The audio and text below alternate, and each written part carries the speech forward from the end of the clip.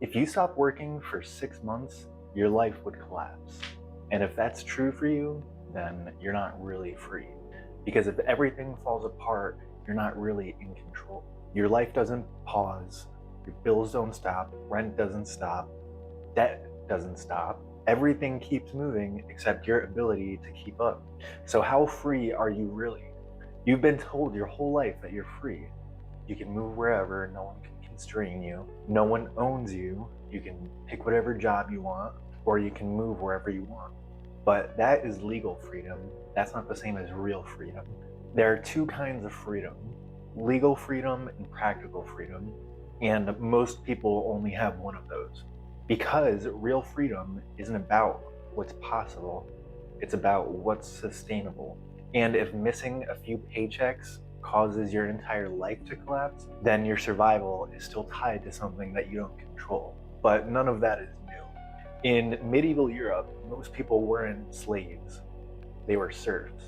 Not owned, but not free either. Their survival depended on them staying within the system. Does that sound familiar? Take a look at your life. No one legally owns you, but your survival is still tied to your income.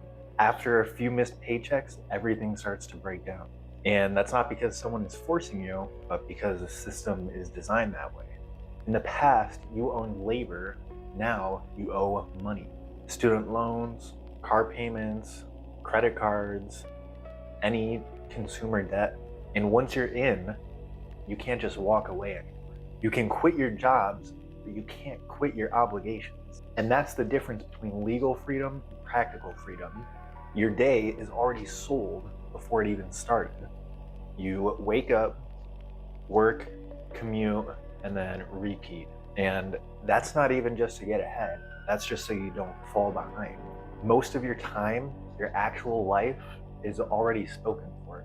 You're not just earning money, you're selling hours of your existence just to stay in the same place, to stay on the treadmill that you can never get off. And that's not even the worst of it.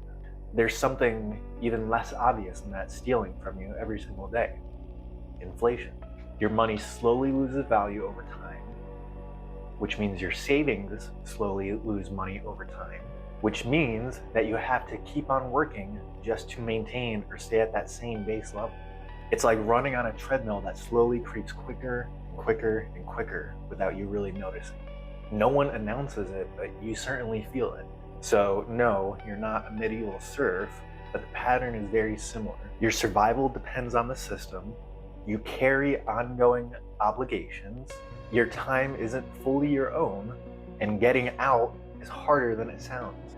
Now, to be clear, you do have far more opportunity than any time period in history.